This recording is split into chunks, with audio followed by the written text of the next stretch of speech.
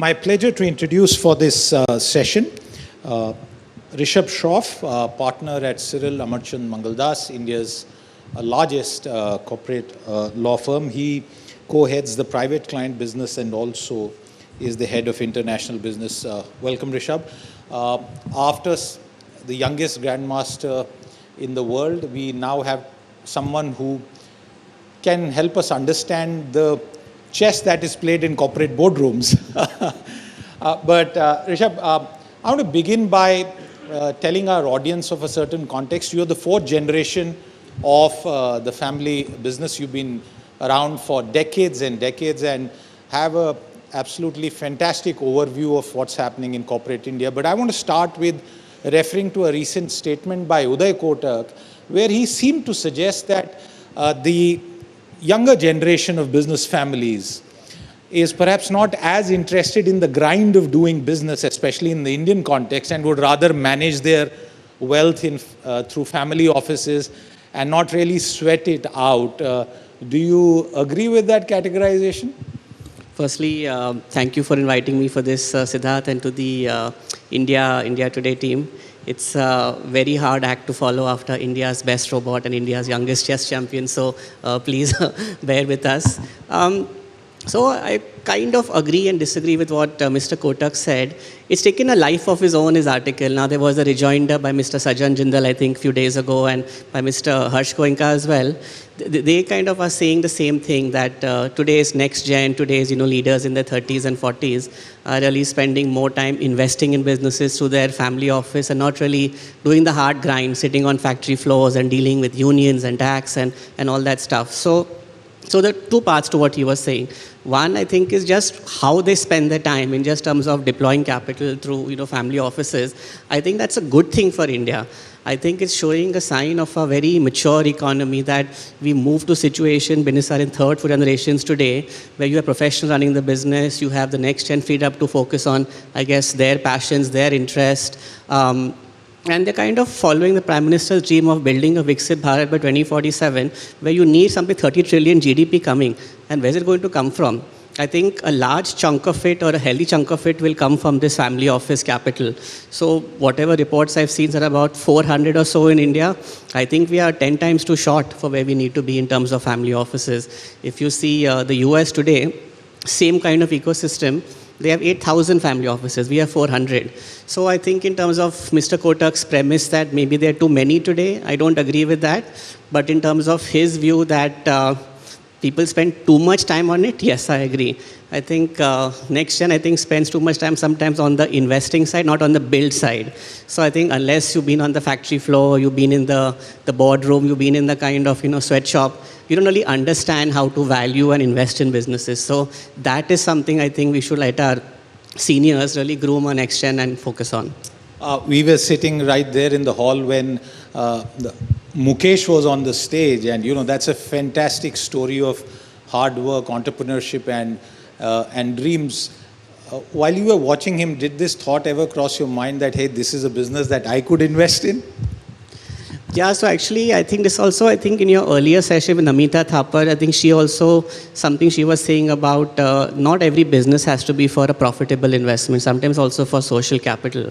And I was thinking, if, Gukesh set up a chess academy and does, in terms of free coaching for, students who want to learn chess, you may not get the investment from a large MNC or something who may not want to see the business case in that, but from a social impact investment, a family office would, eyes shut, I think, invest in that. So I think they have a place in society, family businesses, for stuff like this. Did you face this choice when you were starting off on your professional journey, a choice between doing something on your own or continuing with what is a family business in some ways?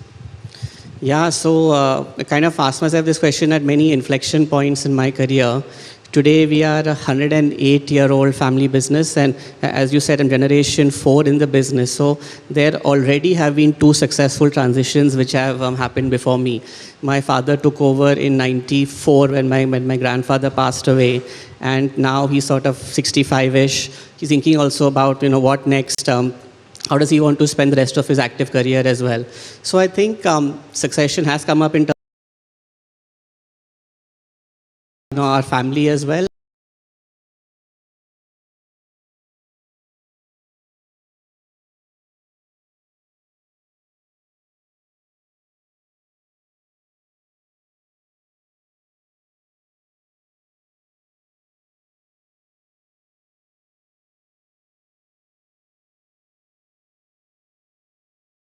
challenge to be, will a law firm only have lawyers? Will we have robots like the ones we saw earlier? Will we be sort of a different kind of business model and the like? So that's what excites me. Or large language models sitting inside the company Correct. and doing law. I mean, the legal sector is ripe for disruption from AI. So it's going to be a very challenging next couple of years for us.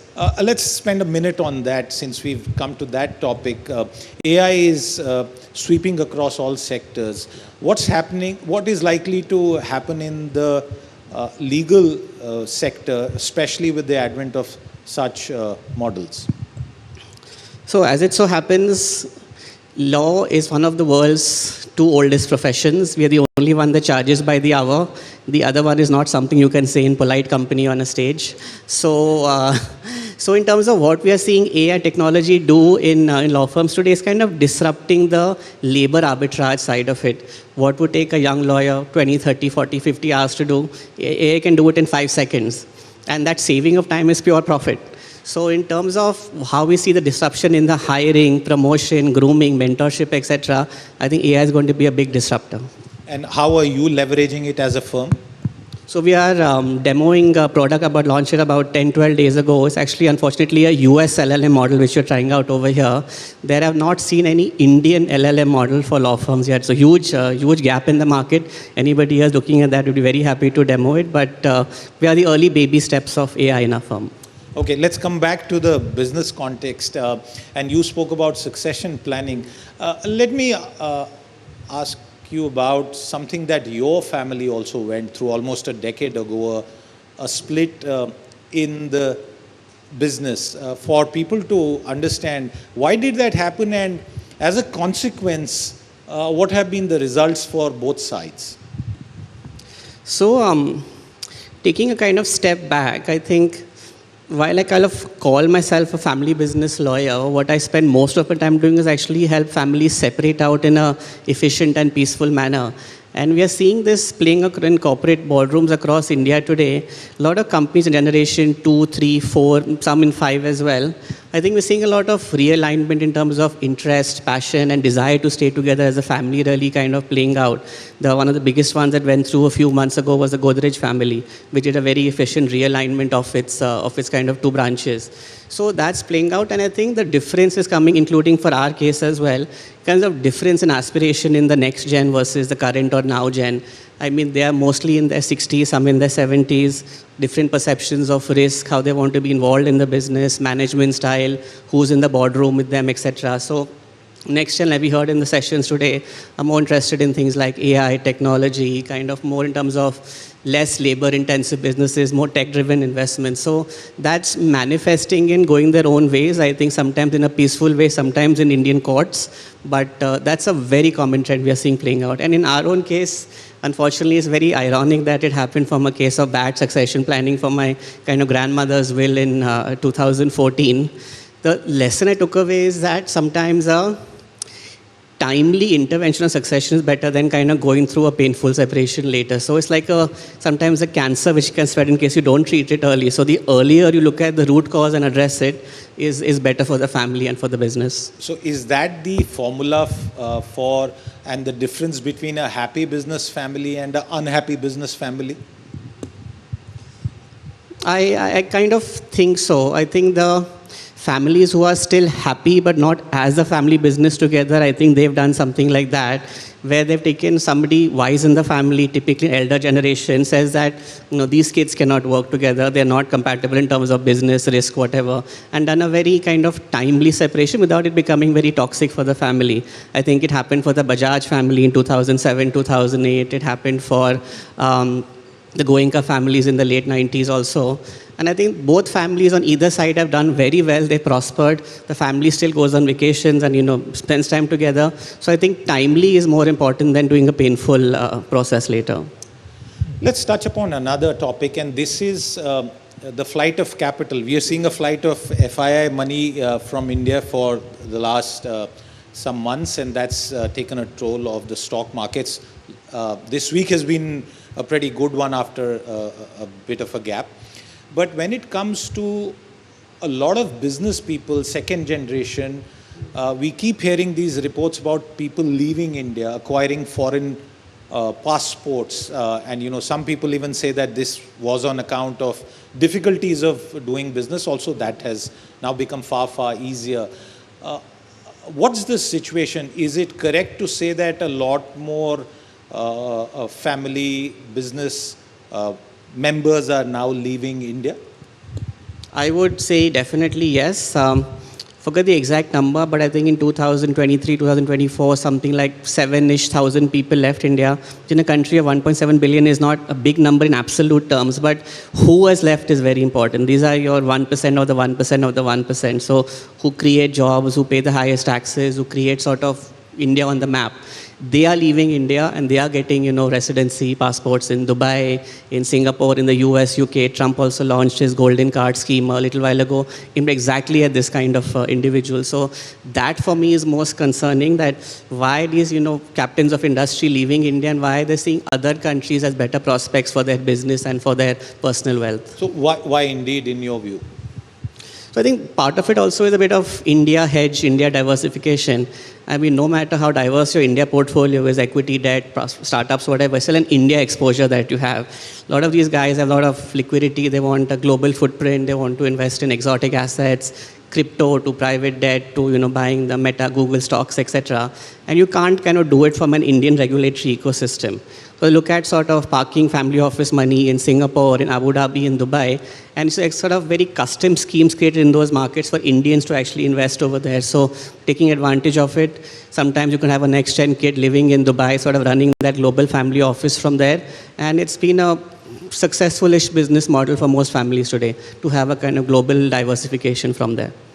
What is likely to happen on account of the US Gold Card scheme? We had US Commerce Secretary do a virtual hard sell here, and it seems clear that they're looking at the 1% of the 1% of the 1% in India. Yeah. So it's incredibly expensive. It was $800,000 up to a few months ago. It's 43 crores today. So I think just the absolute number has a bit of sticker shock to it. But I don't feel for a lot of Indian families it makes too much economic sense to do. We were chatting in our break as well that you can get the same thing in Malta for $650,000. Why would you pay $5 million for pretty much the same level of access that you may get? I think unless a next gen or a family actually wants to physically live in the United States and do business over there, if you're just an Indian businessman having a foreign passport, it doesn't make any economic sense to have a golden card over there. So I don't see it taking off too much, but yes, some families will look at that.